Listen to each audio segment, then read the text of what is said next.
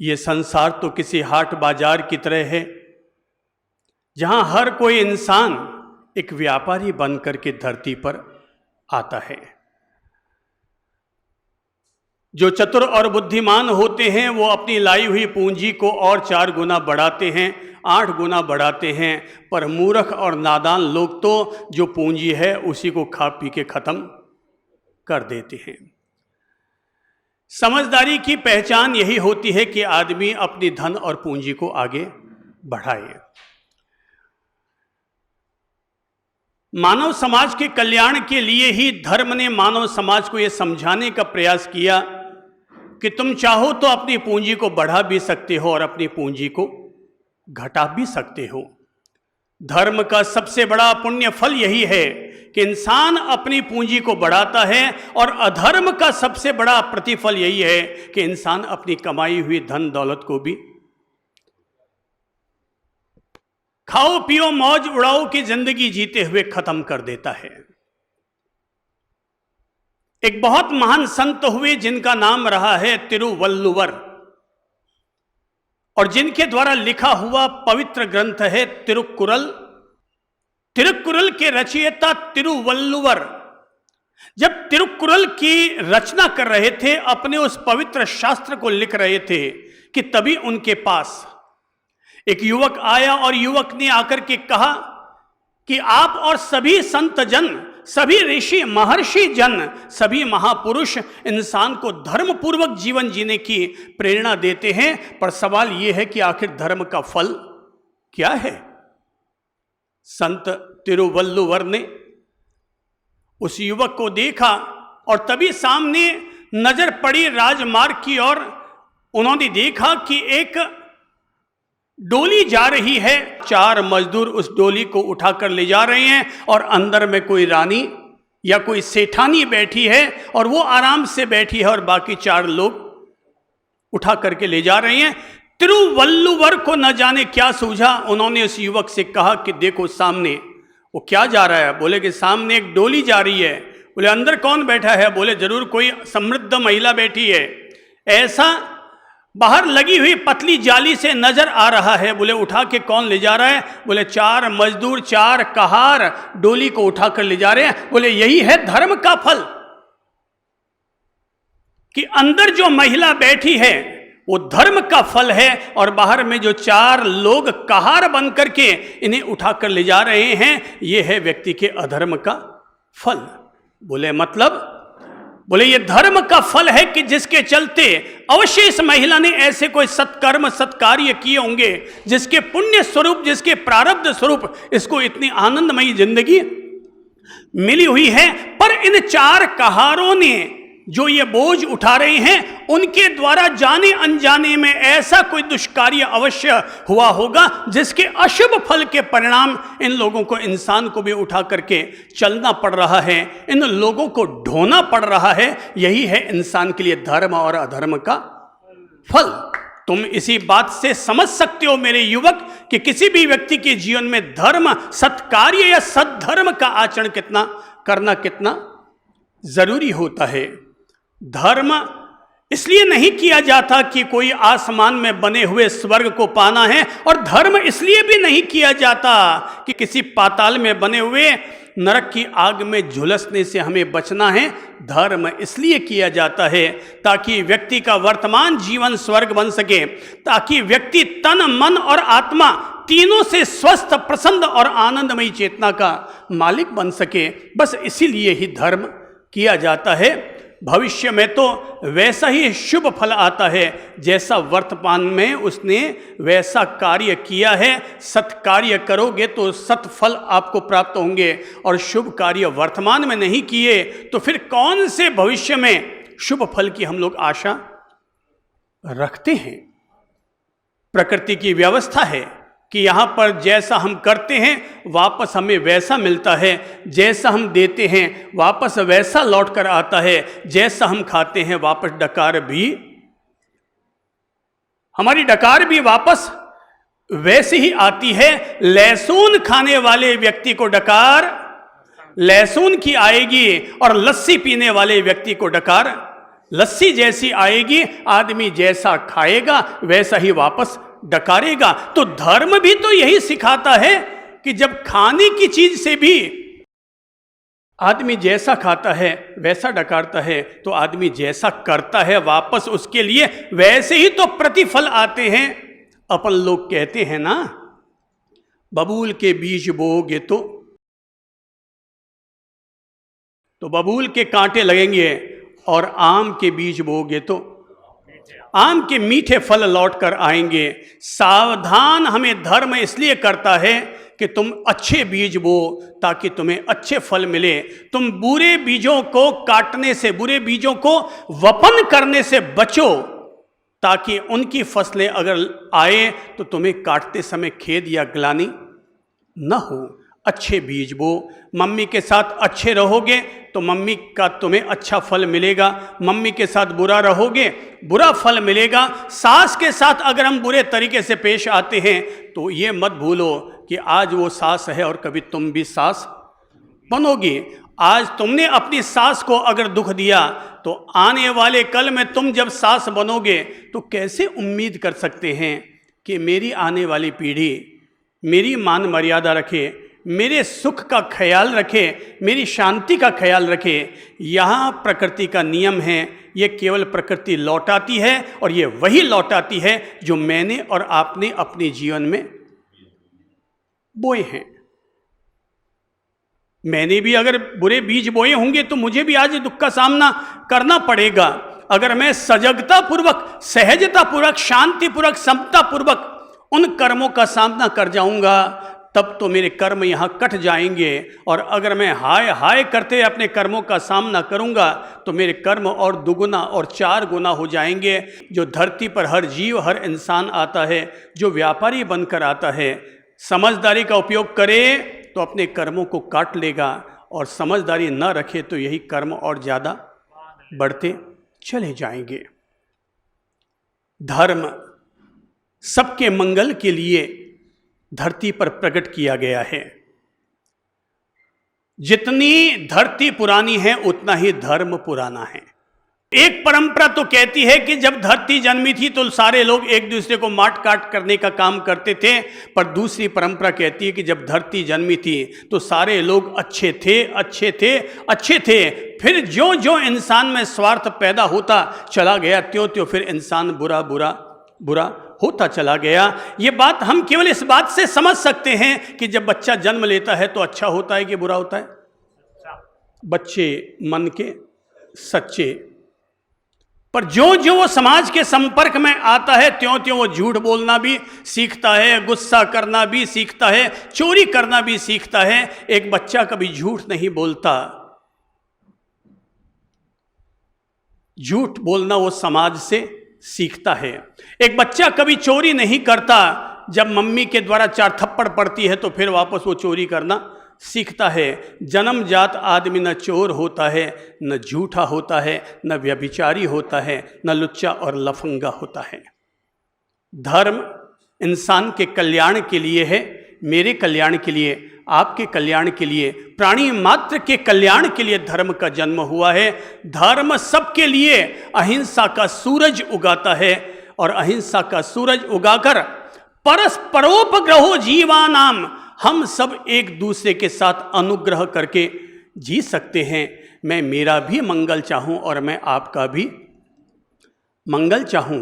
जरा सोचिए, मैं अगर सुबह उठकर भगवान से कहता हूँ भगवान मेरा भला करो, मेरा भला करो, मेरा भला करो, मुझे नहीं पता कि मेरा भला होगा कि नहीं होगा, पर अगर मैं कहता हूँ भगवान सबका भला करो, भगवान सबका भला करो, भगवान सबका भला करो, मेरी इस शुभ भावना में सबका कल्याण समाया हुआ है, और मैं भी उसी सब में ही एक हिस्सा हूँ, उसी सब में ही मैं भी एक सदस्य हूँ। इसलिए सबके कल्याण की कामना के लिए ही धर्म का जन्म हुआ है। मंगल हो, मेरा मंगल हो, मुझे जन्म देने वाले माता पिता का मंगल हो, उस माँ का मंगल हो जिसकी कोख में मेरा शरीर रहा है और मैंने जिसका दूध पी करके अपना शरीर का पालन पोषण किया है, मेरे उस पिता का मंगल हो जिन्होंने अपना वात्सल्य देकर के आज मुझे इस लायक बनाया है। मेरे उस गुरु का मंगल हो जिसने मुझे जीने की कला सिखाकर मुझे जीवन का ज्ञान प्रदान किया है। मेरे उन भाई बहनों का मंगल हो जिन्होंने मुझे पाल पोस करके बड़ा किया है। उस सहधर्मणी का मंगल हो जो हमारे जीवन के हर सुख दुख में हिस्सेदार बनकर के और कंधे से कंधा मिलाकर हमारा साथ दे रही है। हमारे उन बच्चों का मंगल हो जो कि अटखेलियां करते हुए हमारे घर में एक नए पौधों की तरह अंकुरित होकर आए हैं। मेरे उन पड़ोसियों का मंगल हो जो मेरे जब भी जरूरत पड़े मेरे साथ बैठते हैं और मेरे दुखों को हमेशा हल्का करने का काम करते हैं। मेरे देश का मंगल हो, सारे विश्व का मंगल हो, और जहां पर कोई भी व्यक्ति इस मंगल भावना के साथ अपने दिन की शुरुआत करता है, वो मन से भी मंगलमयी हुआ, वो विचार से भी मंगल हुआ, वो शब्दों से भी मंगलमयी हुआ। और जहाँ शब्द और विचार मंगलमयी होते हैं उस व्यक्ति के तो क्रियाकलाप अपने आप ही मंगलमय मंगलमय मंगलमय हुआ करते हैं। हम धर्म इसलिए करते हैं ताकि हमारा वर्तमान जीवन स्वर्ग बने, जन्नत बने। जो हमने धर्म पूर्वक अपना जीवन जिया है वो जीवन तो हमारा अपना है, और जो हमने बिना धर्म का विवेक रखे अपना जीवन जिया वो तो केवल धूल दानी और राख छानी है। हमने कितनी उम्र पाई ये महत्वपूर्ण नहीं है। अरे शेर की तरह 4 साल की जिंदगी भी अच्छी है, पर गधे जैसी 100 साल भी जिंदगी जीकर हम क्या कर लेंगे। महत्वपूर्ण ये होता है कि हमने कितना जीवन अपना धर्म पूर्वक जिया। मुझे सुकून है, मैं परमात्मा की यह महान कृपा समझता हूं अपने आप पर कि उन्होंने मुझे ये विवेक दिया, ये अंतर्दृष्टि दी, मेरे जीवन में ऐसी नियति की रेखा लिखी कि मेरे जीवन में संत जीवन का उदय आया और मैंने अपना जीवन धर्म पूर्वक ही जिया। धर्म शास्त्र तो ये कहते हैं कि धम्मो मंगल मुक्कीठम अहिंसा संयमो तवो देवा वित्तम दमम संति जस्स धम्मे सयामणो। धर्म उत्कृष्ट मंगल है। जिसने धर्म पूर्वक जीवन जिया है उसको तो देवता भी आकर के नमन करते हैं। कोई अगर पूछे कि देवता कहाँ आकर के रहना पसंद करते हैं तो वहां नहीं रहते। जिस बिल्डिंग को आपने मंदिर का नाम दिया है देवता वहां आकर के रहना पसंद करते हैं जिस इंसान ने अपना जीवन धर्म पूर्वक जिया है।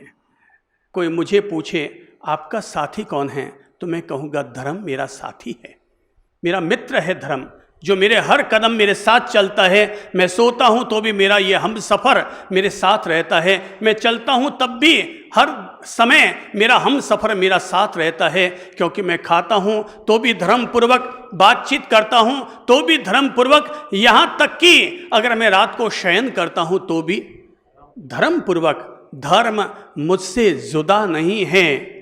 मेरे लिए धर्म कोई पगड़ी नहीं है कि जब चाहे तब पहन लो और जब चाहे तब उतार लो। मेरे लिए धर्म कोई दमड़ी भी नहीं है कि जब चाहे तब पैसा खर्च करो और इसे चाट पकौड़ी की तरह खरीद लो। धर्म तो मेरे लिए चमड़ी है, जीता हूं तो भी साथ है और मरता हूं तो भी मेरे साथ है। मेरा धर्म मेरे साथ है। और जिस दिन आप रात को सोने से पहले या कल सुबह की प्रार्थना करते समय अगर अपने आप से पूछ लीजिएगा तेरा साथी कौन है, अगर अंतरात्मा अंदर से जवाब दे दे कि धर्म मेरा साथी है, आपका जीवन मंगलमय है। आप जहाँ रहेंगे, आपका कदम जहाँ पड़ेगा वो हर जगह आपके लिए मंदिर और तीर्थ बन ही जाएगी। धर्मात्मा व्यक्ति, धर्मात्मा पुरुष, धर्म पुरुष तो जहाँ भी जाते हैं वो हर जगह मंदिर और तीर्थ बन जाया करते हैं। आखिर हमारे तीर्थंकर, हमारे बुद्ध पुरुष, हमारे महान पुरुष, हमारे अवतार पुरुष वो इसीलिए तो पूजनीय कहलाते हैं क्योंकि उन्होंने धर्म पूर्वक अपना जीवन जिया। और धर्म पूर्वक जीवन जिया इसलिए वो जहां जाते थे वो हर स्थान पुण्य स्थान बन जाया करता था, अमृत स्थल बन जाया करता था। धर्म हमारे जीवन को अमृत बनाता है। ये पार्थिव शरीर तो एक दिन जैसे सांप अपनी कैंचुली को छोड़ता है, ऐसे ही हम भी इस शरीर को छोड़ देंगे, पर हमारा धर्म इस जन्म में भी हमारे साथ, अगले जन्म में भी हमारे साथ। हमारा धर्म भव भव में हमारा साथ देगा। धर्म इंसान को एक अच्छा जीवन जीने का ही पाठ सिखाता है। वही हमारी असली उम्र है जो हमने धर्म पूर्वक जी, और जो बिना धर्म के हमने जिंदगी जी ली, मैं फिर कहता हूं वो धूल धाणी और राख छाणी है। इसे आप यूं समझिए, एक सदगृहस्थ के घर पर एक पूज्य संत प्रवर पहुंचे, और जब वो अपना आहार उस गृहिणी के हाथ से ले रहे थे तो न जाने संत प्रवर को क्या सूझा कि उन्होंने उस सदगृहिणी से पूछा, भाई थारी उम्र कितनी है? क्या पूछा? भाई थारी उम्र कितनी है? महिला ने कहा, गुरुदेव सच बताऊं या झूठ बताऊं? बोले, भाई मैं तो संत हूं, तुमसे यही उम्मीद रखता हूं कि तुम मेरे सामने सच ही बोलेगी, झूठ नहीं बोलेगी। बोले, भाई मुझे ये तो पता है कि महिलाओं से उनकी उम्र नहीं पूछनी चाहिए। अंदर कमरे में उनके ससुर बैठे हैं और वो ये सब बातें सुन रहे हैं। वो अपने बही खाते लिख रहे हैं और अपनी गड्डियां गिन रहे हैं कि आज का जमा खर्च क्या है। इधर वो गड्डियां गिन रहे हैं और इधर कानों में संत प्रवर और बहुरानी की बातें, उनके संवाद उनके कानों में पहुंच रहे हैं। आदमी बड़ा गजब का है, काम भले ही कहीं भी करे पर कान भले ही कहीं ना जाता हो, पर जागरूकता सब तरफ रखता है। इसलिए कहते हैं दीवारों के भी कान होते हैं। तो वो बैठा इधर गिन भी रहा है अपनी गड्डियां और उधर की बातें सुन भी रहा है। संत प्रवर ने क्या पूछा, भाई थारी उम्र कितनी है? तो गृहिणी ने कहा, बाप जी गुरुदेव सच्ची बताऊं कि झूठी बताऊं? बोले, भाई मैं तो संत हूं तो उम्मीद यही रखता हूं कि तू मेरे सामने सच ही बोलेगी। बोले, बाप जी जब सच ही बताना है तो सच तो यह है कि मेरी उम्र अभी तक 6 साल की है। 6 साल की है। अंदर ससुर वो क्या सोच रहा होगा? 35 साल री मारी बहू और बोल रही कि 6 साल री उम्र। बोले, अच्छा भाई थारी उम्र 6 साल री है तो थारे पति री उम्र कितनी है? बोले, गुरुदेव मेरे पति की उम्र 2 साल की है। बोले, ये क्या मेरी बहू रानी बोल रही है? खुद की उम्र 6 साल और अपने पति की बोल रही है 2 साल। तो इसका पति बड़ा है कि ये बड़ी है? मेरा बेटा 37 साल का और ये कह रही है कि 2 साल। बोले कि अच्छा भाई थारी सासू है? बोले, हाँ बाप जी हमारी सासू भी है। तो बोले, थारी सासुरी उम्र कितनी है? बोले, हमारी सासुरी उम्र 6 महीना रही है। 6 महीना? तो बोले, भाई थारे ससुर? बोले, ससुर जी तो अभी पैदा ही कटे हुए है बाप जी, मेरा जन्म हुयो को नहीं। अच्छा भाई भगवान सबको सद्बुद्धि दे। तो गुरु महाराज तो ये कहकर के वहां से निकल पड़े। अब वो ससुर का भेजा तन गया कि ये कौन सा तरीका हो गया। महाराज भी कैसे जो बाप जी यहाँ आकर के लुगाइयों से उनकी उम्र पूछते हैं, और ये मेरी बहू जो अपने आप में अंट संट बोलती चली जा रही है। आज इसका माइंड कहीं खिसक तो नहीं गया है? बाहर आया और चिल्लाने लगा कि बहू बहू ये क्या तरीका है? तू अपनी उम्र केवल 6 साल की बताई तूने। बोले, दरअसल पापा आप बुरा मत मानिए, ये मेरी और गुरुदेव की बात थी। सो मेरी बात वो समझ गए कि मैं क्या कहना चाहती हूँ।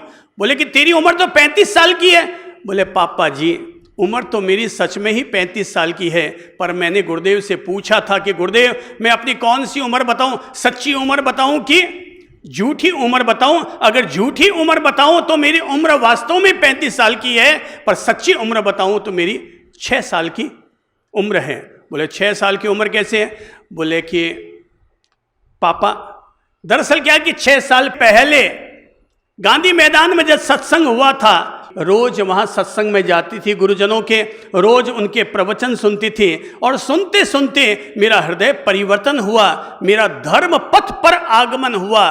तब उसके बाद से मैंने सामयिक व्रत भी करना शुरू किया, मैंने मंदिर जाना भी शुरू किया, मैंने कोई अच्छे सत्कार्य करने भी मैंने शुरू किए। उसी के बाद से ही मैंने अहिंसा, सत्य, अचौर्य, अपरिग्रह और ब्रह्मचर्य जैसे नियमों को भी मैंने अपने जीवन में यथासंभव पालने का मैंने प्रयास किया है। उससे पहले तो ना मुझे धर्म का कोई विवेक था, ना मुझे किसी तरह का सद्ज्ञान था। मैं तो मौज शौक मनाती, रोजाना घूमने फिरने जाती, और अगर घूमने फिरने ना ले जाओ तो मैं अपने पति का माथा खाती। पर गुरुजनों के संपर्क में आई, उसके बाद मेरा जीवन बदला। और इस बात को हुए 6 साल हुए हैं। तो पापा जी आप ही बताओ मेरी असली उम्र कितनी है? कितनी? 6 साल। बोले तूने कहा कि तेरे पति की उम्र 2 साल।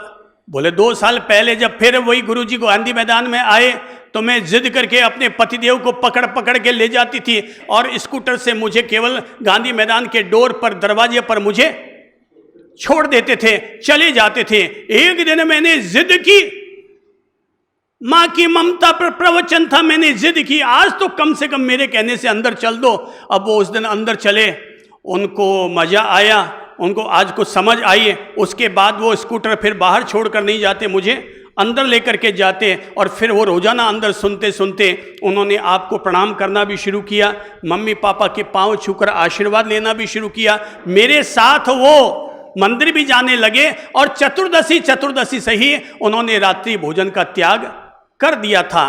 पापा मेरे पति की उम्र, सच्ची उम्र तो यही 2 साल की थी, बाकी उम्र तो फिर वही धूल दानी और राख छाणी। बोले तूने कहा तेरी सासू की उम्र 6 महीने। बाप जी अपने घर पर आए थे, बाप जी अपने घर पर आए।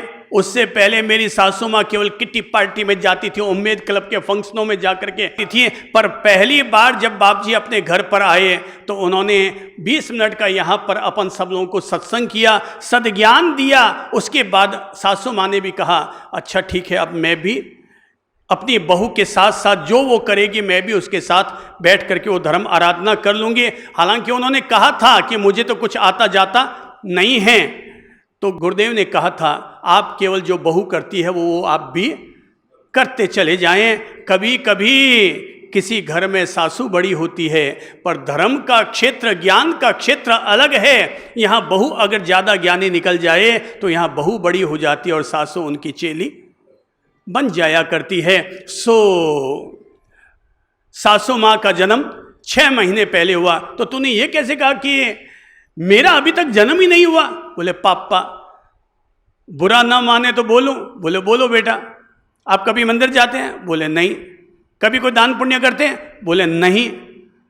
बोले पापा 2 मिनट भी आप धर्म आराधना करने के लिए समय नहीं निकालते? तो मेरे गुरुजी ने तो मुझे यही सिखाया है कि आदमी की असली उम्र वही होती है जो धर्म पूर्वक आदमी करता है। आप 2 पैसे का दान पुण्य नहीं करते, किसी गरीब की मदद करने के लिए कभी सोचते नहीं है। कभी कोई भूखा मांगने के लिए आ भी जाए तो आप उसको दर कुत्ता करके वहां से वापस भगा देते हैं और कहते हैं इतना मोटा तगड़ा सांड जैसा है, कमा के खा नहीं सकता, मांगने के लिए चला आता है। आप उसको 2 और गालियां सुनाकर और घर से रवाना कर देते हैं।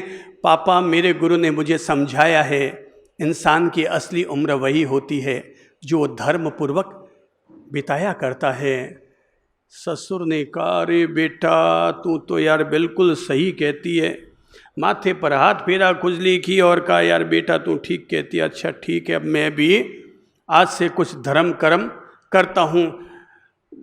10 बजे जब मुनीम आया तो कहा भाई एक काम करो, राशन की दुकान पर जाओ, वहाँ थोड़े गेहूँ सस्ते मिल जाते हैं, वहाँ जाओ और 3-4 बोरियाँ गेहूँ खरीद कर ले आओ। अपन सबके 5-5 किलो के कट्टे बनाते हैं और गरीबों में उनको बांट देते हैं। अब वो कट्टे बना दिए गए, कच्ची बस्ती में संदेशा कर दिया गया। अब कच्ची बस्ती वाले गेहूँ लेने के लिए आने वाले थे। बहू ने सोचा आज पापा जी में बुद्धि तो आई पर अभी तक सद्बुद्धि नहीं आई। धर्म की बुद्धि तो आई पर अभी तक धर्म की सद्बुद्धि नहीं आई।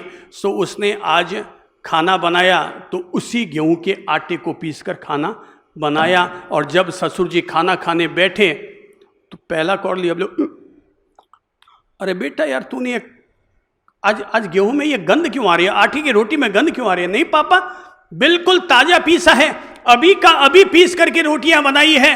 बोले कौन सा गेहूं लिया? बोले पापा जी आज आपने जो मंगाया था ना, सुबह सुबह आए, आज उसी का आटा पीसा और उसी की रोटियां बनाई है।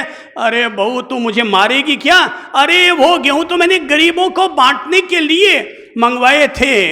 बहू ने कहा पापा दरअसल मैंने सोचा, मेरे गुरुजी ने मुझे समझा रखा है जैसा तुम इस जन्म में दोगे वापस तुम्हें वैसा अगले जन्म में मिलेगा। तो मैंने सोचा पापा जी आप गरीबों को ये गेहूं बांट रहे हैं तो अगले जन्म में वापस ऐसा ही आपको खाने को मिलेगा। सो मैंने सोचा आपको अभी से ही आदत डाल दूं ताकि अगले जन्म में आपको वो खाने में बुरा न लगे। बहू तू तो मुझे पूरा ही बदल के रहेगी। और तब ससुर ने कहा भाई ले जा ये सारे गेहूं हटाओ और जो अच्छे वाले गेहूं जो अपन खुद खाते हैं वो अंदर से निकाल कर लाओ, उसके कट्टे बनाते हैं। और जब ससुर जी ने उन गरीबों को वो अच्छे गेहूं देने शुरू किए तो बहू घर की छत पर गई और जाकर के थाली बजाने लगी, थाली बजाने लगी। तो बोले कि लोग पूछने लगे हुआ क्या, ये आज थाली कैसे बज रही है? किसी की डिलीवरी का केस था ही नहीं, अचानक ये थाली कैसे बज पड़ी? तो नीचे से आवाज दी भाई काई हो थारे घर माने काई हो? तो बोले आज हमारा ससुर जी पैदा हो गया। आज हमारा कौन पैदा हो गया? ससुर जी कब पैदा हुए? जब वो धर्म पूर्वक अपना जीवन जीने के लिए तत्पर हुए हैं। आप खुद अपने जीवन में तय करें, दुनिया का हर व्यक्ति अपने आप में तय करे कि उसका जन्म अभी तक हो चुका है या अभी तक जन्म लेना बाकी है। जिनका जन्म हो गया है उन्हें मैं बहुत आदरपूर्वक नमन करता हूं, पर जिनका जन्म नहीं हुआ है अभी तक वो अपने जीवन के साथ धर्म आराधना को जोड़कर धर्म युक्त अपना जीवन जी करके और अपने आप को नया जीवन दे, अपने आप को नव जन्म दे करके और एक नई जीवन की शुरुआत करे। आज उन ससुर जी को बात समझ में आई और ससुर जी ने कहा बेटा आज तूने मेरी जिंदगी बदल दी, मेरी आंखें खोल दी। बोले ये सब तुझे किससे प्रेरणा मिली? बोले मेरे गुरुदेव हैं, चलो उनके पास। वो ससुर जी को लेकर गुरुजनों के पास आई और तब उन्होंने पूछा गुरुदेव बात आज हमारे जीवन के साथ जुड़ गई है, पर मैं अभी तक अनजान हूँ, मुझे अभी तक पूरे धर्म की समझ नहीं है। मैं तो केवल संवत्सरी के एक दिन समाज के लोगों को अपना मुंह दिखाने के लिए समाज की महफिल में जाकर के बैठ जाता हूँ। अब महाराज जो बोलना है वो बोले और समाज वाले जिसको जो अपना करना है सो करे। मैं तो जाता हूँ 2 घंटे वहाँ बिताता हूँ और वापस लौट करके आ जाता हूँ। मुझे ऐसा कुछ ध्यान तो है, कोई प्रतिक्रमण वर्तिक्रमण होता है, पर मुझे तो उसके एक भी शब्द पल्ले पढ़ते नहीं है। सो मैं तो मेरे वापस लौट करके आ जाता हूँ। आप मुझे आज धर्म की सही समझ दे दीजिए, क्योंकि आज मेरी बहू ने मुझे नया जीवन दिया है। आप मुझे आज समझा दीजिए कि आखिर मुझे क्या करना चाहिए कि जिन कार्यों को करने से मेरा जीवन धर्म पूर्वक जिया जा सके, मेरा जीवन धर्म युक्त बन सके। और तब गुरुजनों ने उस ससुर साहब को उन्होंने धर्म पूर्वक जीवन जीना शुरू कर दिया, इसलिए उनको सम्मान देते हुए कहता हूं कि उस ससुर साहब ने उनको भी धर्म की प्रेरणा दी गई और बाकी सारी दुनिया के लिए भी वही जीवन जीने का पाठ है। और तब उनको और आपको सबको एक बात समझाना चाहूँगा कि धर्म के 4 पाठ है बुनियादी तौर पर। धर्म के 4 पाठ हैं बुनियादी तौर पर। धर्म के वो पाठ जो हमारे जीवन का मंगल करे, हमारे तन का, हमारे मन का, हमारे हृदय का, हमारी आत्मा का जो मंगल करे, और साथ ही साथ हमारे इर्द गिर्द आने जाने वाले लोगों का भी मंगल करे, ऐसा धर्म है। धर्म उत्तम शरण है। धम्मम शरणम गच्छामि, मैं धर्म की शरण में जाता हूं। धर्म उत्तम शरण है। धर्म उत्तम शरण है, धर्म उत्तम मंगल है, धर्म जगत मात्र का कल्याण करने वाला है, धर्म द्वीप है, धर्म सद्गति है, धर्म प्रतिष्ठा है, धर्म हर गिरते हुए इंसान को थामने वाली शक्ति का नाम है। क्या करें हम धर्म के रूप में, तो धर्म के रूप में 4 कार्य करें। पहला है दान, दूसरा है शील, तीसरा है तप और चौथा है भाव। क्या क्या है सब बोल लीजिए। नंबर 1 दान, नंबर 2 शील, नंबर 3 तप और नंबर 4 भाव। एक इतने 4 अक्षरों में धर्म का विस्तार हो रहा है। धर्म का अर्थ होता है धारण करना। प्रश्न है किसे धारण करना? दान की वृत्ति को, शील की वृत्ति को, तप और भाव की सद्वृत्ति को अपने जीवन में धारण करना, इसी का नाम धर्म है।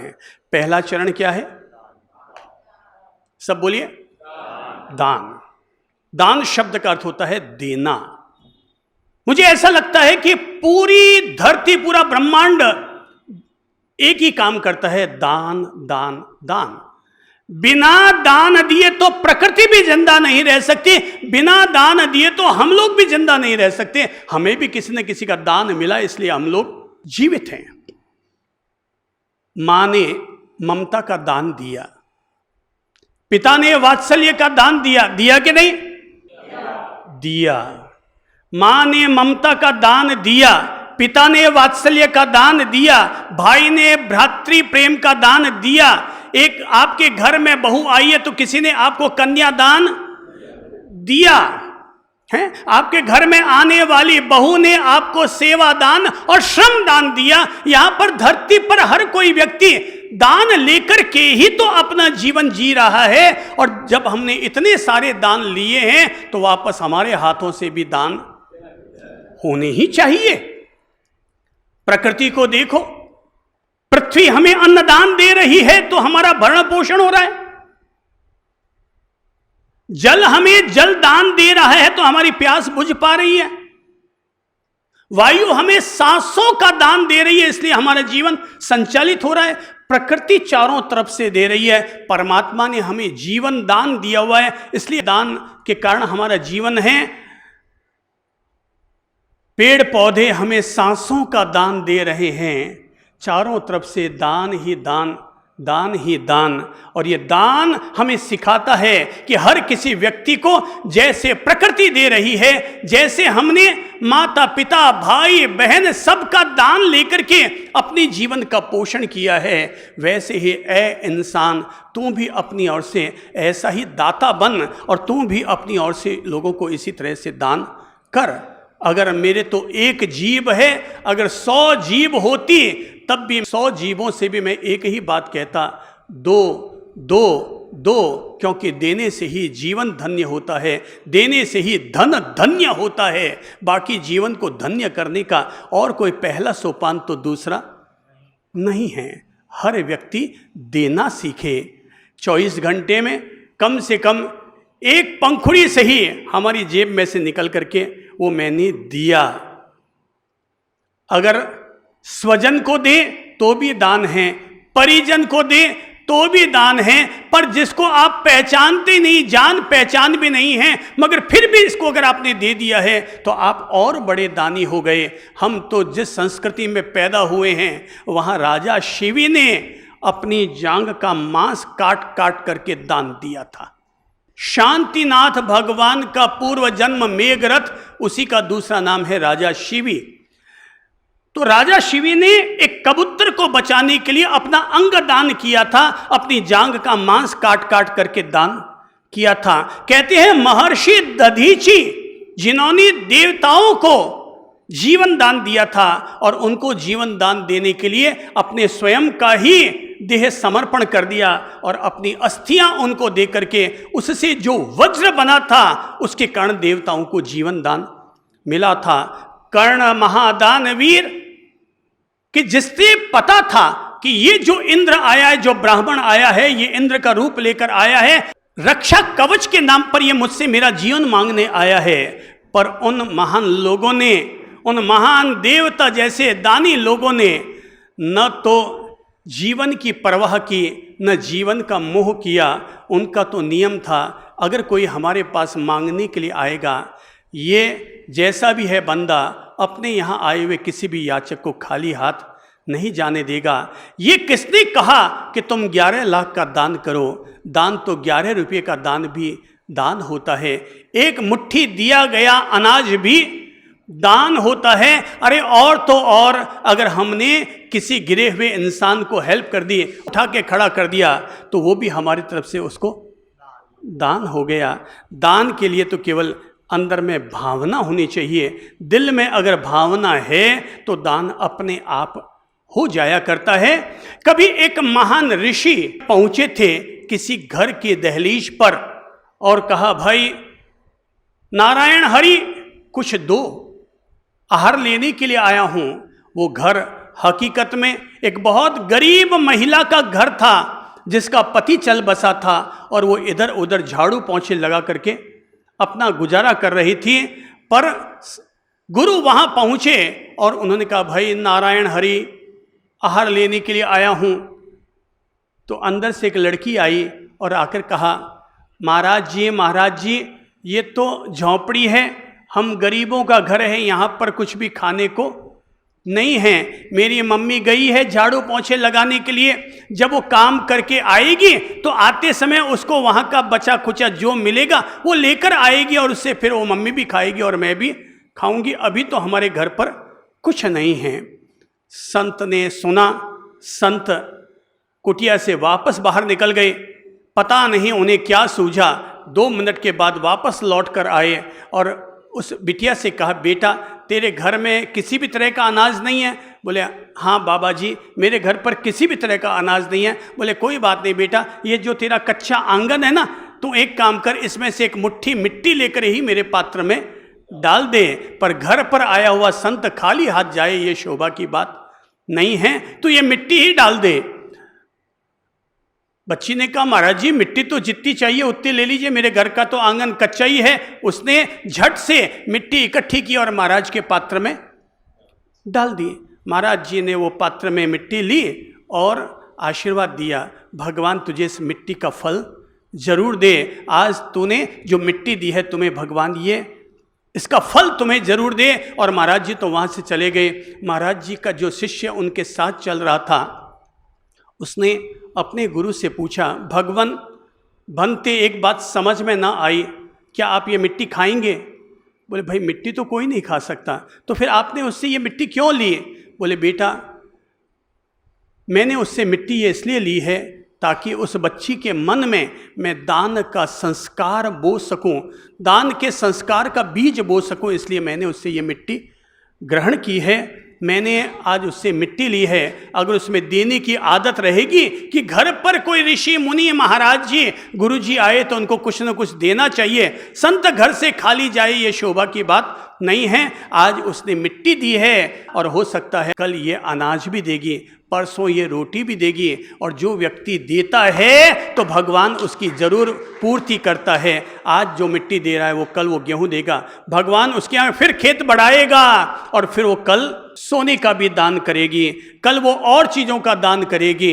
ये महत्वपूर्ण नहीं है कि उसने दान में क्या दिया, महत्वपूर्ण ये है कि उसमें दान का संस्कार है या नहीं है। असली अगर दान का संस्कार है दिल में तो आदमी देता ही रहेगा, और दान का अगर संस्कार नहीं है तो मूंजी जीवड़ा कभी भी आगे नहीं बढ़ पाएगा। तो पहला संस्कार होना चाहिए हम लोगों में, और वो है दान का संस्कार। हम अन्न का दान कर सकते हैं, हम वस्त्र का दान कर सकते हैं, हम औषधि का दान कर सकते हैं। भूखे को रोटी खिलाओ, प्यासे को पानी पिलाओ, ये इंसान का पहला धर्म होता है। मंदिर बनाना हिंदुओं और जैनों का काम है, मस्जिद बनाना मुसलमानों का काम है, चर्च बनाना ईसाइयों का काम है, पर एक गरीब इंसान के किसी इंसान के काम आना यह हर इंसान का काम है। यह पहला धर्म है। यहाँ से धर्म की शुरुआत समझो। आप लोग जो धर्म करते हैं वो तो धर्म के बहुत अगले अगले वाले चरण हैं। जैसे अभी आप में से कई माताएं बहनें सामायिक लेकर बैठी हैं, ये बहुत उत्तम धर्म है, ये और ऊंचा वाला धर्म है। पर पहला धर्म कौन सा है? वो है किसी को दो। ये पहला धर्म। यहाँ से धर्म में हम प्रवेश करते हैं। तो आप अन्नदान कर सकते हैं, खाना बनाते 4 रोटियां एक्स्ट्रा बनाओ, अन्नदान करो। कपड़े जो पुराने हो गए हैं नया दे सको तो अति उत्तम बात, नया न भी दे सको, अगर अभी तक इतनी उदारता नहीं आई है तो साल भर में देखो कितने फायदे हो जाएंगे। एक साल में महिलाओं को साड़ियां खरीदनी है, हर 1 जनवरी को साड़ियां खरीद लिया करो। पुरुषों को एक साथ ही 21,000 रुपये खर्च करो, बाजार जाओ और जो जो ड्रेसें आपको अच्छी लगे 12-15 ड्रेसें अपने लिए खरीदो। और पुराना जो परिग्रह पड़ा है कपड़ों का, तो यही तो बात है। देखो कितना फायदा होगा। नंबर 1, आपको हर साल नया कपड़ा पहनने को मिलेगा, चमकदार कपड़ा पहनने को मिलेगा। और दूसरा, भगवान महावीर का अपरिग्रह सिद्धांत अपने आप जीवन के साथ लागू हो जाएगा कि एक नियम अगर आदमी अपना ले कि 31 दिसंबर को मैं अपना पूरा सारा पुराना जो भी अटाड़ा है पटाड़ा है वो सारे इकट्ठे करके श्री प्रभु शरणम किसी के लिए भी औरों के लिए समर्पण कर दूंगी, तो परिग्रह का विसर्जन भी होगा और अपन भी चमकदार कपड़े पहन पाएंगे। निकालो, अटाड़ा निकालना जब शुरू करेंगे ना तो 7 दिन में भी आपके घर का अटाड़ा पुराना पूरा निकल नहीं पाएगा। कितने दिन में? 7 दिन में। क्यों भाई, समय सही कह रहा हूं ना? हाँ, वो कहते हैं सोच लो तो निकल सकता है। बस यही सोच ही तो दे रहा हूं। उस ससुर को सोच मिली तो उसका भी जन्म हुआ। तुम भी अगर अपने भीतर ऐसी ही सकारात्मक सोच ले आओ, धर्मयुक्त सोच लेकर आ जाओ, तो तुम्हारा भी अटाड़ा निकल जाएगा और तुम्हारा भी फिर से नया जन्म हो जाएगा। अभी तो जो काया है ना 50 साल की, वो काया धूल धाणी राख छाणी की है। धर्मयुक्त जीवन की शुरुआत करोगे तो वो तुम्हारी असली जिंदगी की शुरुआत होगी। तो दान करो, अन्न का दान करो। आज औकात है तो कर सकते हो। और आज भगवान ने जब आपकी और हमारी सबकी औकात बनाई है तो फिर दान देने का आनंद क्यों न ले। तीर्थंकरों ने तो पूरे वर्ष तक वर्षी दान दिया था। हम जब जब समय और मौका लगे तब तब तो हम लोग दान कर ही सकते हैं। पॉजिटिव भाव बनाओ और अपना मन बनाओ, मैं हमेशा दान देता रहूँगा। अन्नदान, वस्त्र दान, औषधि दान। देखो अपने सामने विराजमान है चंद्रकला भंशशाली, तो इनके पतिदेव का स्वर्गवास हो गया, शायद संतान नहीं है उनके। तो बोले अब मैं करूं क्या, मेरे पास पैसा भी बहुत पड़ा है, तो अब क्या करूं।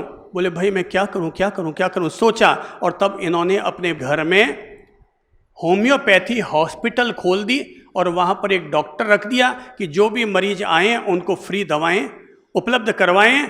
हमारे भीतर ये भाव बने कि हम अपने धन का सार्थक उपयोग करें। ध्यान रखो, दान देने से धन शुद्ध होता है।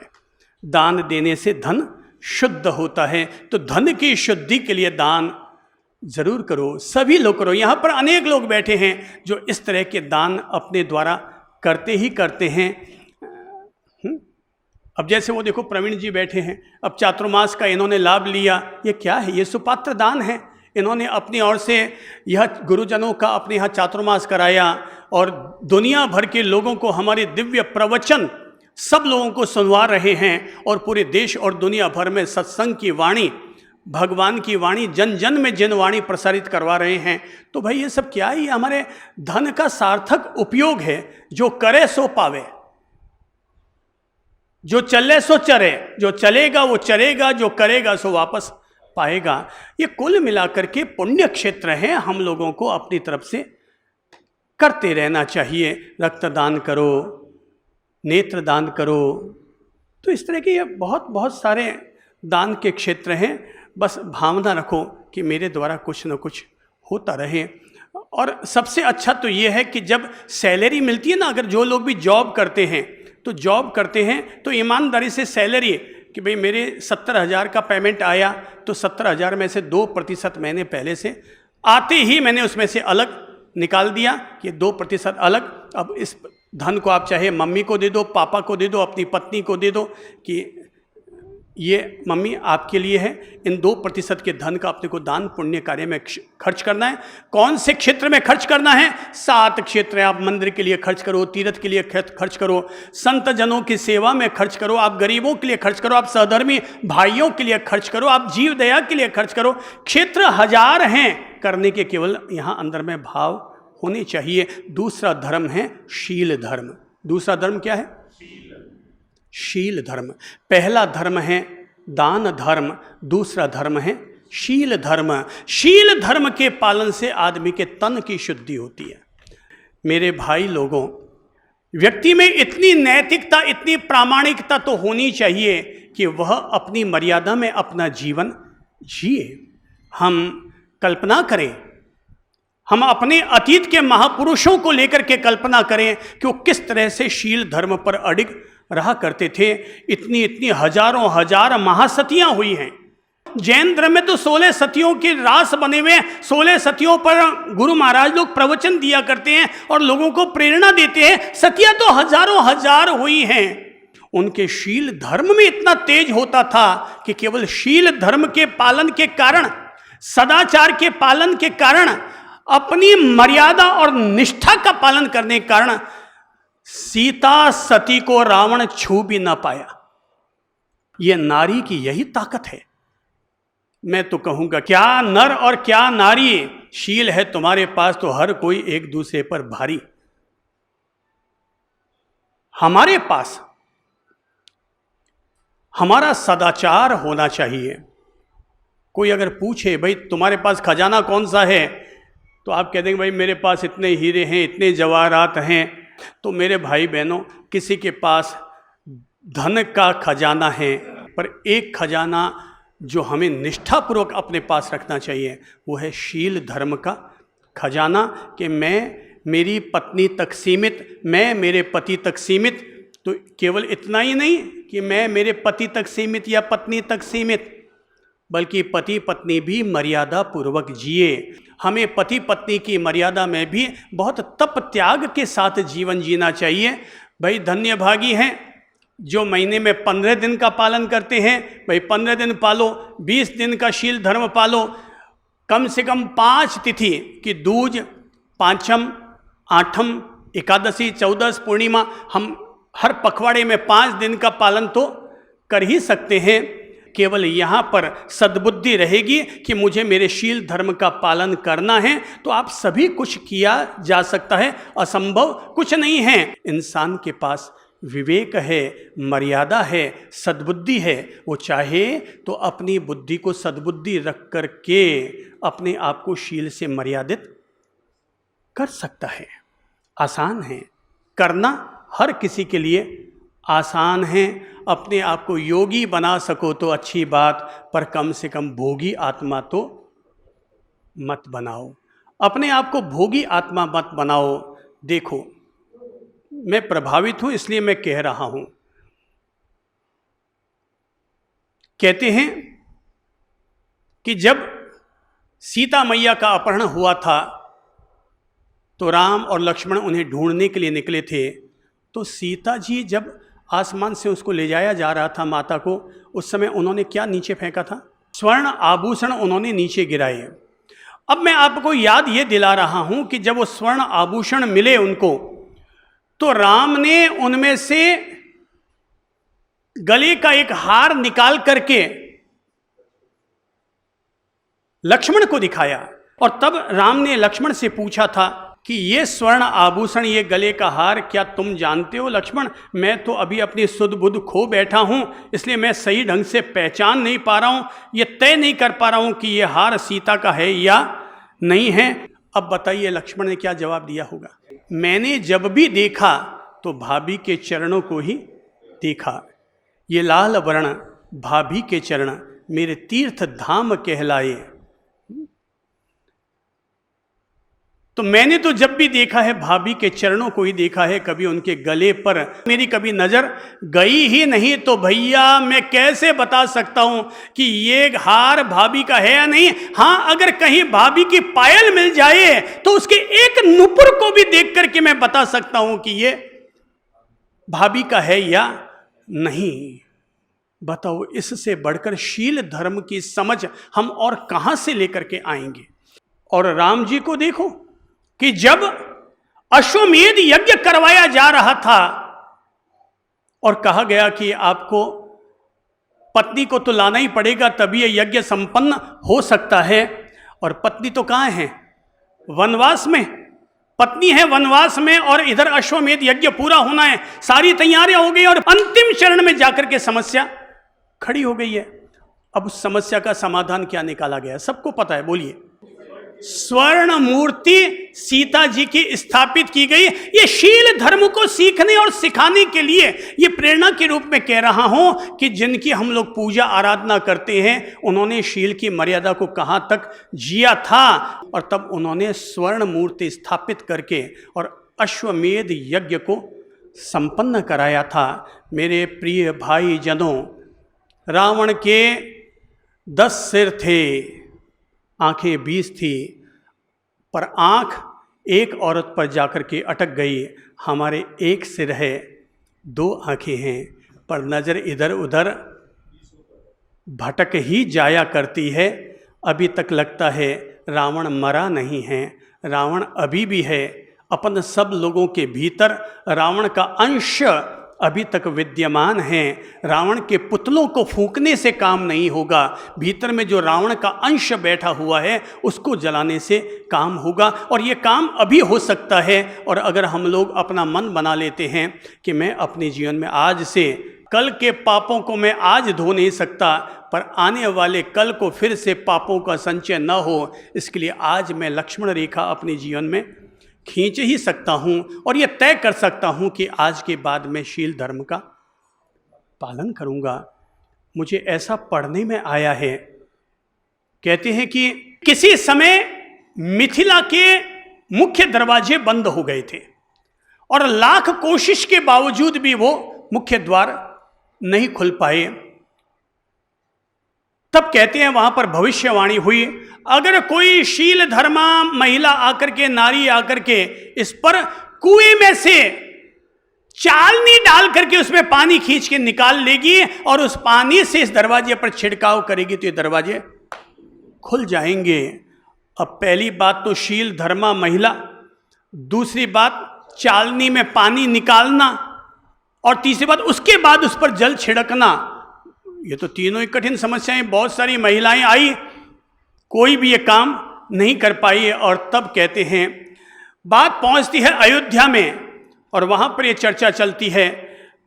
तो दशरथ जी अपनी तीनों रानियों से कहते हैं, भाई तुम लोग जाओ, मिथिला पर संकट आया हुआ है, वो अपना मित्र देश है, वहां जाकर के उनके संकट का निवारण करो, क्योंकि मुख्य दरवाजा खुलेगा तभी तो अन्न पानी सभी अंदर प्रवेश कर पाएंगे।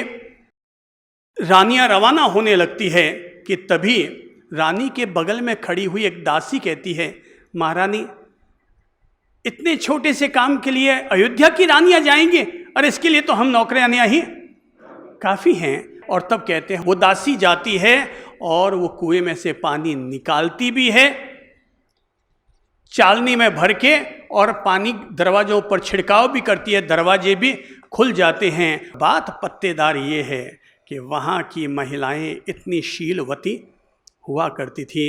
ये ताकत है। हर नारी के पास एक शक्ति है जिसने अपने जीवन भर शील धर्म का पालन किया है। जिस पुरुष ने अपने जीवन भर शील धर्म का पालन किया है वो हर पुरुष अपने आप में दैवीय शक्ति को अपने साथ जोड़ करके जीता है। अगर हम लोग शील धर्म का विवेक रखते हैं तो शील धर्म का पालन करोगे, इससे हमारे तन की शुद्धि होगी, मन की शुद्धि होगी। हम किसी के साथ छेड़छाड़ न करें, पराई औरत के साथ अपनी मर्यादा बनाकर रखें, पराये पुरुष के साथ अपनी मर्यादा बनाकर रखें। जैसे एक सदगृहस्थ के लिए दान मूल धर्म है, वैसे ही शील भी हर सदगृहस्थ के लिए उसका मूल धर्म है। संत लोग साध्वी जन तो आजीवन ब्रह्मचर्य का पालन करते हैं, और इतनी मर्यादा है यहाँ पर कि अगर इस पाठ पर गुरु महाराज बैठे हैं तो लेडीज उसको नहीं छूती, और लेडीज अगर साध्वी कहीं बैठी तो उसको पुरुष उस पाठ को भी, साध्वी को छूना बहुत दूर की बात है, उस पट्ट को भी वो नहीं छूते हैं। अच्छी बात है, मर्यादा में रहना अच्छी बात है। तो मर्यादा पुरुषोत्तम हो चाहे तीर्थंकर पुरुष हो, उन लोगों ने शील धर्म का पालन किया और हम लोगों को भी अपने जीवन में शील धर्म की मर्यादा रखनी चाहिए। तीसरा धर्म है और वो है तप। जैसे मकान की समय समय पर सफाई करनी जरूरी है, ऐसे ही व्यक्ति को अपने मन और चित्त की भी समय समय पर सफाई करने की जरूरत है। तप करने से आदमी के तन की भी शुद्धि होती है और मन की भी शुद्धि होती है। जो लोग अपने जीवन को संयमित रखते हैं, तपोमय जीवन के साथ रखते हैं, ऐसे लोगों के मन के उद्वेग अपने आप शांत और शिथिल हो जाते हैं। ये शरीर ही अन्न धर्म है। अधिक अन्न डालोगे तो विकार पैदा करेगा और संयमित अन्न डालोगे तो ये आपके जीवन के लिए आधार बनेगा। जो व्यक्ति संयम पूर्वक अपना भोजन करते हैं वे खुद ही भोजन करते हुए तपस्वी हो जाया करते हैं।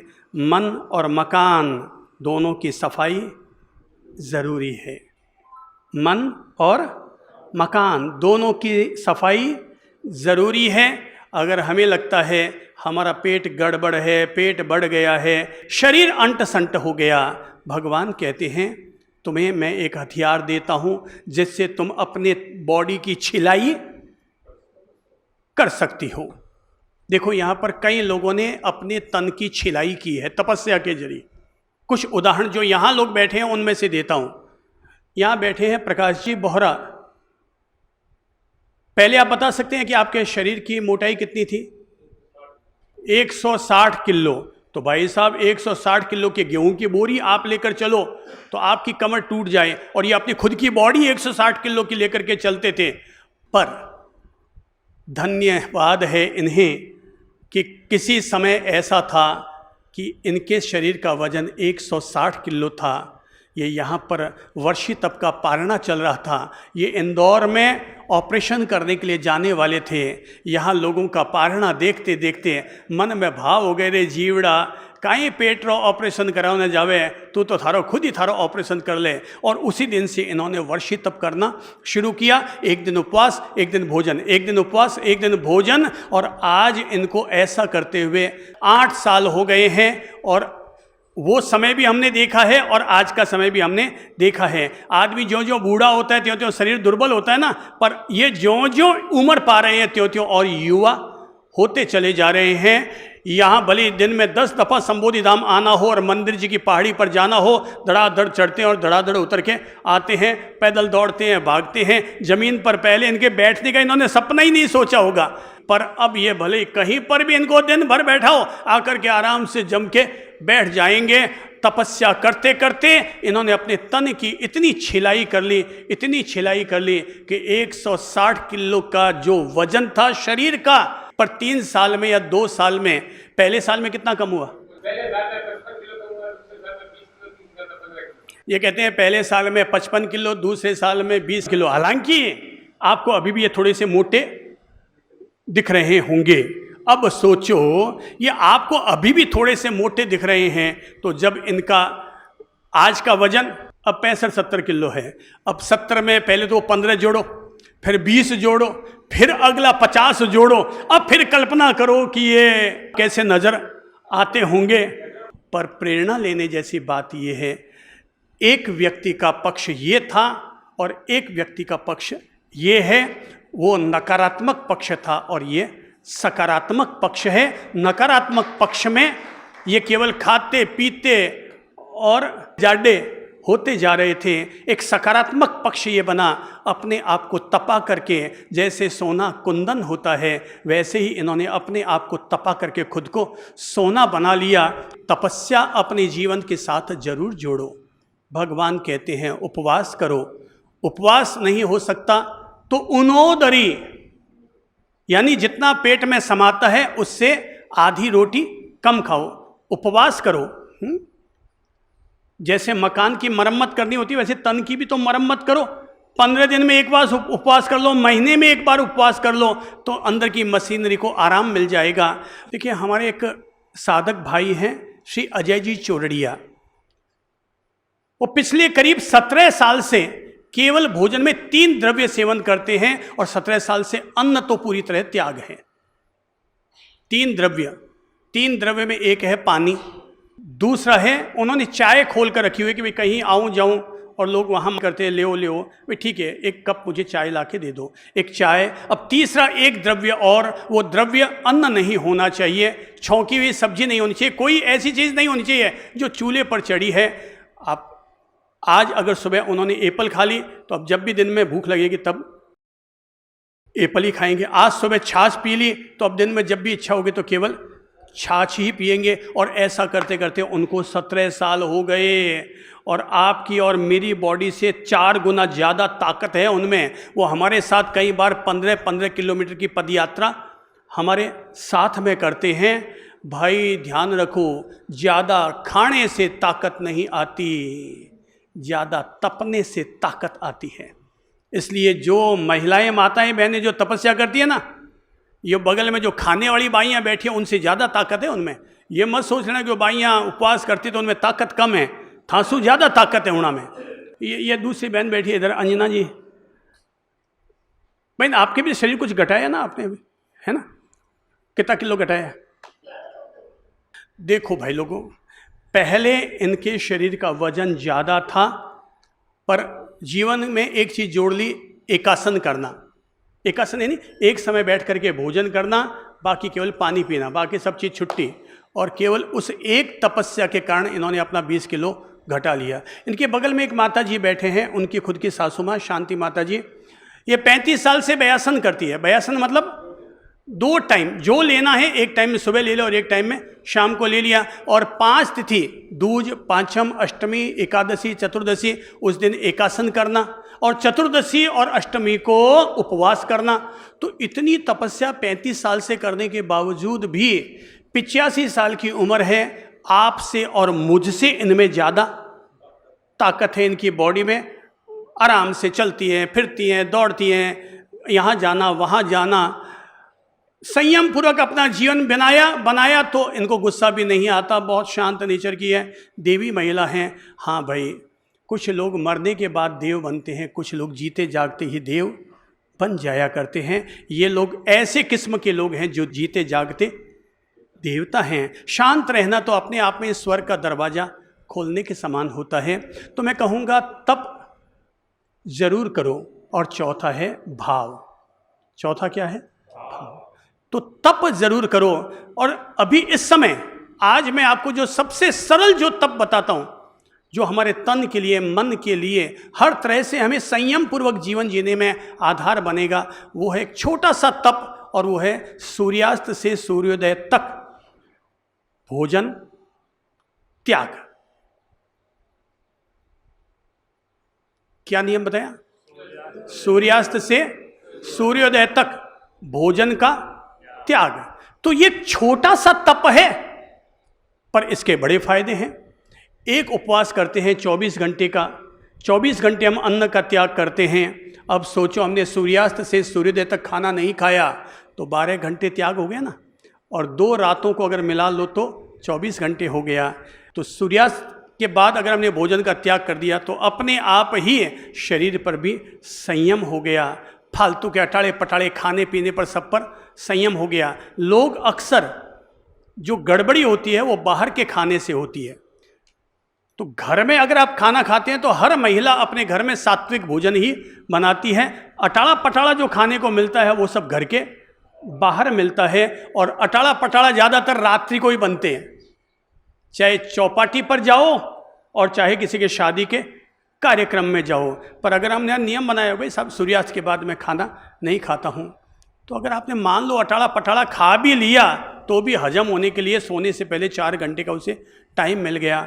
24 घंटे खाना खाना खाना, ये क्या है? मैं फिर कहता हूँ, योगी बनो या ना बनो, पर अपने आप को बिल्कुल भोगी बना करके भी अपना जीवन मत जियो। सूर्यास्त हो गया, जो मुझे भोजन लेना था ले लिया। अब अगर मुझे लेना है मैं 1 गिलास दूध ले लूँगा, 1 गिलास पानी ले लूँगा। पेय पदार्थ को अपने लिए खोल लो, बाकी भोजन को संपूर्णतः क्या कर दो? त्याग त्याग त्याग। जैसे यज्ञ की आहुति देते ना, यज्ञ में स्वाहा स्वाहा स्वाहा, वैसे ही सूर्यास्त के बाद भोजन का त्याग त्याग त्याग। मेरे पास तो कई लोग जो मोटे थे और पतले हुए, मैंने उनसे पूछा है आप लोगों ने क्या क्या नियम अपनाए जिस कारण वापस इतने हेल्दी नज़र आने लग गए हैं। तो बोले सब हमने ये नियम अपनाए और हमने इन चीज़ों का त्याग कर दिया। बेटिया आप भी शायद पहले थोड़ी मोटी थी, है ना, आपने भी कुछ त्याग किया होगा, है ना, खड़े हुए तो देखे। इनके पतिदेव जो आहार विशेषज्ञ हैं, तो उन्होंने इनको कहा कि भैया हमें फास्टिंग करनी चाहिए, फास्टिंग हमें शरीर को भी शुद्ध करती है और भगवान से भी हमें जोड़ती है, उसके साथ भी हमारा संबंध बनाती है। आपने फास्टिंग उपवास करना शुरू किया होगा और क्या करना शुरू किया? सही खाना खाना शुरू किया। कितने घंटे तक खाते रहते हैं? सिर्फ 2 टाइम, और वो लिमिटेड भोजन। केवल अपने इस संयमित नियम के कारण, इस एक छोटे से तप के कारण बिटिया रानी पहले मोटी थी, अब फिट हो गई है। तो जिनको भी फिट होना है वे सभी लोग अपने जीवन के साथ संयम और तप को जोड़ लें। और चौथा चरण है वो है भाव। चौथा धर्म क्या है? भाव धर्म। तो चौथा धर्म है भाव धर्म। हम में से हर किसी व्यक्ति के साथ यह बोध रहना ही चाहिए कि भाव धर्म से हमारे हृदय की शुद्धि होती है। 2 तरह के भाव होते हैं, एक नकारात्मक भाव और एक सकारात्मक भाव। नकारात्मक भाव कौन से होते हैं? तो ईर्ष्या, द्वेष, चिंता, क्रोध, ये सब हमारे नकारात्मक नेगेटिव भाव हैं। वहीं मैत्री, प्रसन्नता, करुणा, आनंद, ये सब हमारे सकारात्मक भाव हैं। हम सब लोगों को अपने जीवन के साथ सकारात्मक भाव जोड़ने चाहिए। फिर इस पर बोलने का प्रयास करूंगा कि हमारे अंदर में भावों की शुद्धि कैसे हो जाए। मकान की भी शुद्धि होनी चाहिए और मन की भी शुद्धि होनी चाहिए। पर ये वो 4 चरण हैं कि जिन चरणों से हमारे तन मन आत्मा पर पॉजिटिव असर बन कर के आता है कि किस तरह से हम लोग अंदर से अच्छे धर्मयुक्त जीवन के मालिक बन सकते हैं, धर्मयुक्त जीवन के मालिक बन सकते हैं। बस यही हम लोगों को सीखने और सिखाने की बात है। मनुष्य जन्म अनमोल रे, मिट्टी में मत घोल रे। अब जो मिला है फिर न मिलेगा, कभी नहीं कभी नहीं कभी नहीं रे। अब जो मिला है फिर न मिलेगा, कभी नहीं कभी नहीं कभी नहीं रे। तू बुलबुला है पानी का, मत कर जोश जवानी का। तू बुलबुला है मत कर जोश जवानी का। नेक कमाई कर ले रे बंदे, पता नहीं जिंदगानी का। नेक कमाई पता नहीं जिंदगानी का। मीठा सबसे बोल रे, मीठा सबसे, मिट्टी में मत घोल रे। अब तो मिला है फिर न मिलेगा, कभी नहीं कभी नहीं कभी नहीं रे। बोलो मनुष्य जन्म अनमोल रे, मिट्टी में मत घोल रे। अब तो मिला है फिर न मिलेगा, अब जो मिला है फिर न मिलेगा, कभी नहीं कभी नहीं कभी नहीं रे। सत्संग में तू जाया कर, गीत प्रभु के गाया कर। सत्संग में तू गीत प्रभु के, सुबह शाम तू बैठ के बंदे ध्यान प्रभु का लगाया कर। सुबह शाम तू बैठ के बंदे ध्यान प्रभु का। नहीं लगता कुछ मोल रे, नहीं लगता कुछ, मिट्टी में मत। अब जो मिला है फिर न मिलेगा, कभी नहीं कभी नहीं कभी नहीं रे। बोलो मनुष्य जन्म अनमोल रे, मिट्टी में मत। अब जो मिला है फिर न मिलेगा, कभी नहीं कभी नहीं कभी नहीं रे। मतलब का संसार है, इसका नहीं एतबार है। मतलब का इसका नहीं संभल संभल कर कदम बढ़ाना, फूल नहीं अंगार है। संभल संभल कर फूल नहीं अंगार है। मन की आंखें खोल रे, अरे मन की आंखें, हाँ मिट्टी में मत घोल रे। अब जो मिला है फिर न मिलेगा, कभी नहीं कभी नहीं कभी नहीं रे। मनुष्य जन्म अनमोल रे, मिट्टी में मत। अब जो मिला है फिर न मिलेगा, कभी नहीं कभी नहीं कभी नहीं रे। मन की आंखें खोल रे, मन की आंखें खोल रे, मिट्टी में मत घोल रे। अब जो मिला है फिर न मिलेगा, कभी नहीं कभी नहीं कभी नहीं रे। मीठा सबसे बोल रे, मिट्टी में मत। अब जो मिला है फिर न मिलेगा, कभी नहीं कभी नहीं कभी नहीं रे। अब जो मिला है फिर न मिलेगा, कभी नहीं कभी नहीं कभी नहीं रे। अब जो मिला है फिर न मिलेगा, कभी नहीं कभी नहीं कभी नहीं रे। ओ जग हाट बाजार बावड़ा, तू बण आयो व्यापारी। चतुर करे चौगणा रे मूरख, चतुर करे चौगणा रे मूरख, पूंजी खा जावे सारी। ओ जग हाट बाजार बावड़ा, हिवड़े हाथ धरो और सोचो, काम काई काई करना। हो हिवड़े हाथ धरो और सोचो, काम काई काई करना।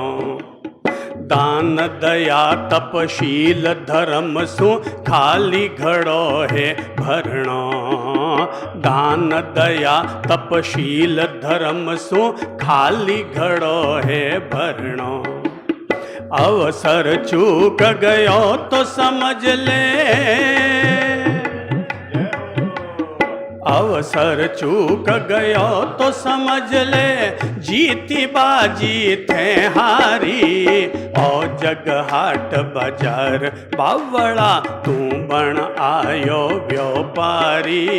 ओ जग हाट बाजार बावड़ा, चतुर करे चौगणा रे मूरख। कौन करता चौगुणा?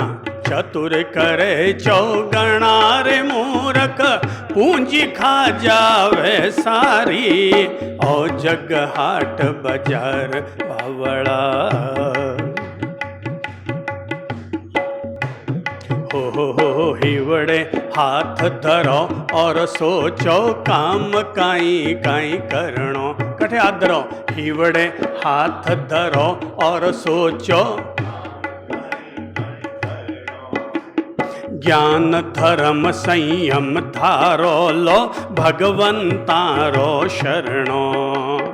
ज्ञान धर्म संयम धारो लो, भगवंतारो शरणो। पर निंदा और राग द्वेष ने छोड़ो, बनो सदाचारी। ओ जग हाट बाजार बावड़ा, तू बण आयो व्यापार।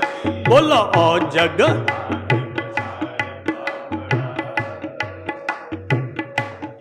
बार बार हिवड़े पर हाथ धरना बोलो।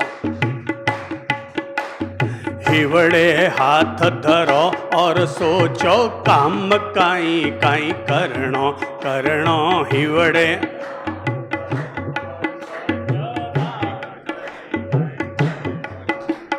खरी कमाई करो रे पुण्य री, पाप कर्म सु डरणो।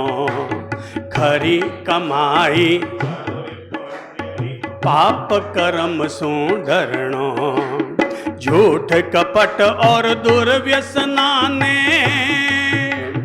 झूठ कपट और छोड़ो बनो सदाचारी, ओ जग हाट बाजार बावड़ा तू बण आयो व्यापारी, ओ जग हाट बाजार बावड़ा तू बण आयो व्यापारी। चतुर करे चौगणा रे मूर्ख, चतुर करे चौगणा रे मूर्ख, पूंजी खा जावे सारी, ओ जग हाट बाजार बावड़ा तू बण आयो व्यापारी, ओ जग हाट बाजार बावड़ा।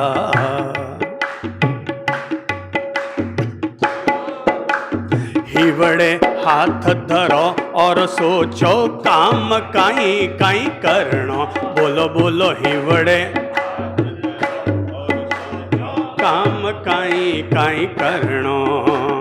ज्ञानी जन रे साथ बैठ कर भजन प्रभु रो करनो, ज्ञानी जन रे साथ बैठ कर भजन प्रभु रो। प्रभु भक्ति सो मुक्ति मिलसी, प्रभु भक्ति सो